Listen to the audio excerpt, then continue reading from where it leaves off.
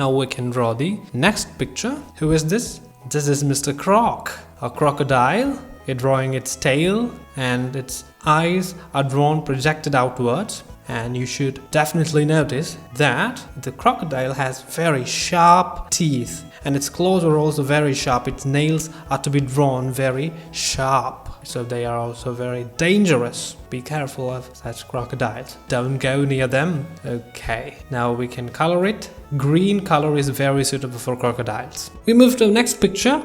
Here we have drawn 4 triangles, and from those 4 triangles we are making different faces or different animals. What is the first one? The first one is a lion. And from the second triangle we are making the picture of a hen.